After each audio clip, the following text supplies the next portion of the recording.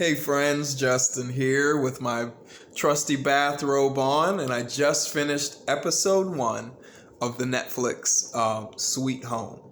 Now, this is a South Korean monster series, and it was adapted from some kind of webtoon that I've got to watch because I assume it was really quality because I can see some really quality elements here already in episode 1. So it opens with our hero moving to a new apartment building in a new neighborhood. He's kind of down and out and kind of seems, like he's not doing much with his life. He's a gamer. Moves into this building. The security guard is kind of peculiar, pretty lazy, and moves into his unit. So he's about to commit suicide. He's just really down on his luck, and he sees this really beautiful girl dancing on the roof. And I think personally it was the beauty, being able to still appreciate beauty in life that stopped him from jumping. Meanwhile, while this drama is going on the top floors, which is, just Korean drama level drama, a lady who says she's from Gangnam brings the security guard a box of fish, and she says the noblesse oblige or something, and I took it to mean that the rich have an obligation to give to the poor. So she gives him this box of fish and walks away, and it turns to be this rotten, diseased, and infested box of fish. And immediately his nose starts bleeding. He's been contaminated. So our hero comes back from the roof. He's decided he'll live another day at least. The girl tells him, "Don't die here. This is not the place." She pulls out a cigarette and what have you. The guard is standing at his door, peeping in. Just really peculiar behavior. And has got gauze in his nose. He's got a bloody nose. And apologizes for his behavior earlier. Gives our hero some release papers and gives him a drink to apologize for his unprofessional behavior earlier.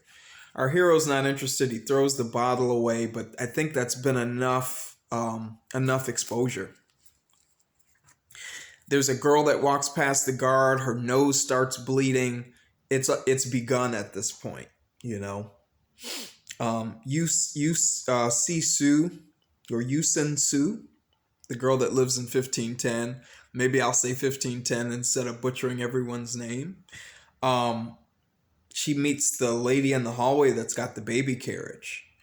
And turns out, her baby had died a year before. That was a creepy scene and a really well done scene. So that was chilling. And then she meets the really handsome guy. He lives in 1506, Jung. And he tells the backstory that, she had lost her baby, and the girl, understands that. So, then the really nice guy that she's just met goes downstairs, bumps into the gangster guy. That's how they're referring to him, as the gangster guy. And some duct tape rolls out of his bag. And I wasn't paying too close of attention at that point. But it turns out he had kidnapped some guy. And he's got some kind of rash on his face. I don't know if he's already been turned or has some kind of partial immunity and is kind of turning. It's kind of a weird thing. But he's kidnapped this guy, and it looks like he kills him by choking him with that cigarette. So then our hero gets a text message that he's been selected to participate in this last world tester thing on August 25th. And I thought there may be some more importance to that, when it happened in the episode. But I think it's to demonstrate that he's got some survival skills. You know what I mean? We're not dealing with an amateur here. So he's got something to give. Okay.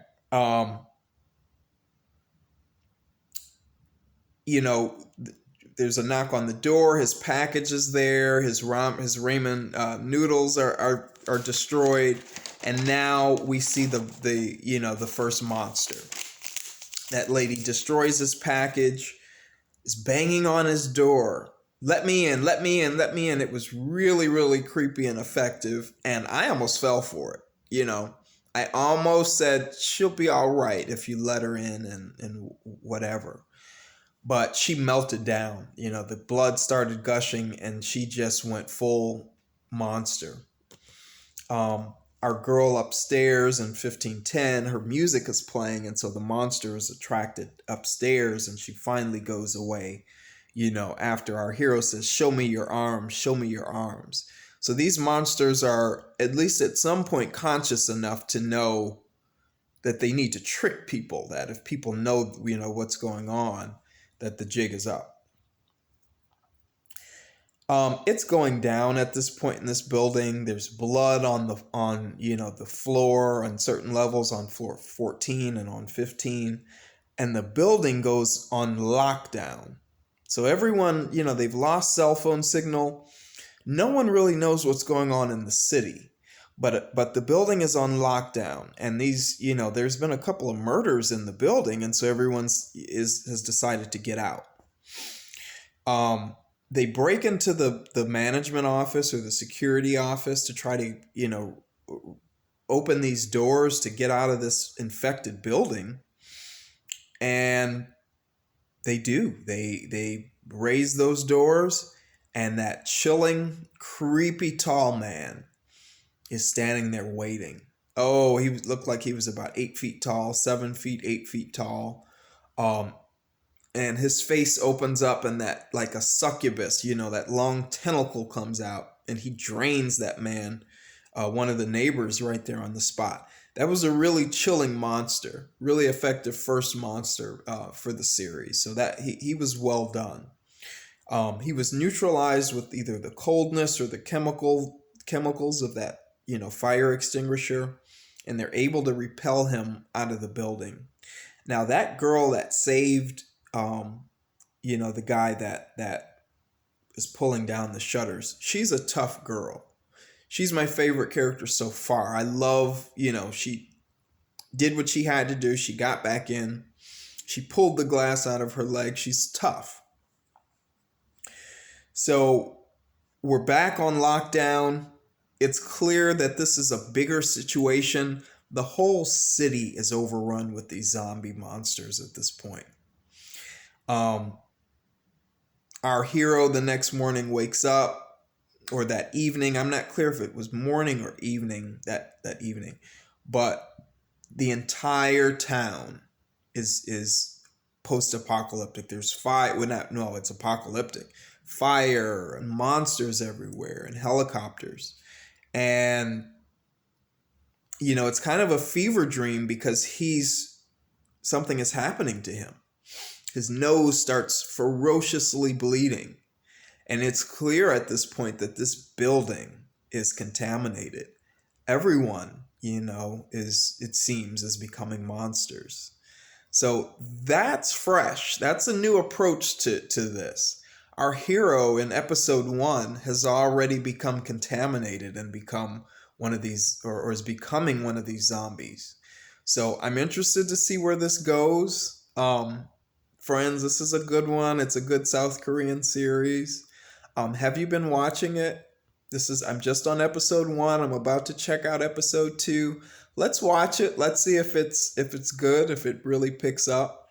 It's got some potential here. So let's see how it goes. Leave me a like. Tell me who your favorite character is so far. And please consider subscribing to my channel for more movie and TV related content. I'll see you guys soon. Cheers.